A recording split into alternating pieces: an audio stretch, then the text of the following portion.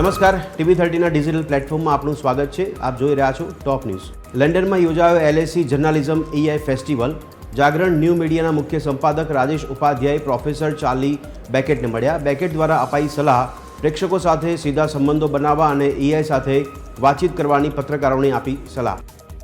તો અમને તમારા પૈસા નહીં, અમને તમારું સન્માન જોઈએ છે. સમય રહેના દિવ્યાંગો માટે ખાસ શું કરશે? સુપ્રીમ કોર્ટ દ્વારા આપવામાં આવ્યો આદેશ.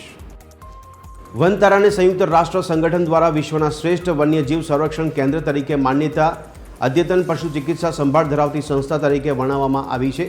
SIT તપાસમાં વનતારાને પણ પાલન કરતું જણાવવામાં આવ્યું.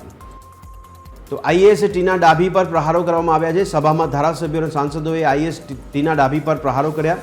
શું આ મિટિંગ 4 વર્ષ પછી પણ ફક્ત સમોસા ખાવા માટે છે? તો મહારાષ્ટ્ર નગર નિગમ ચૂંટણી પહેલાં કોંગ્રેસને ફટકો. કલ્યાણના અનેક પદાધિકારીઓએ એક સાથે રાજીનામું આપી દીધું.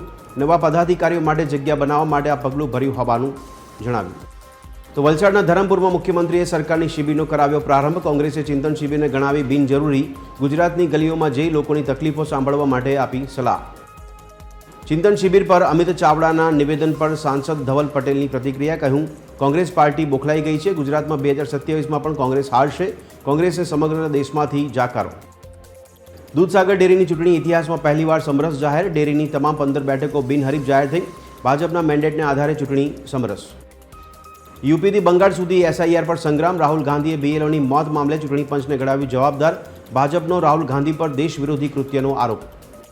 તો રાજ્યમાં કાતિલ ઠંડીનું જોર વધશે. આગામી 3 દિવસ તાપમાન રહેશે યથાવત. 3 દિવસ બાદ તાપમાન 2 થી 3 ડિગ્રી ગગડશે.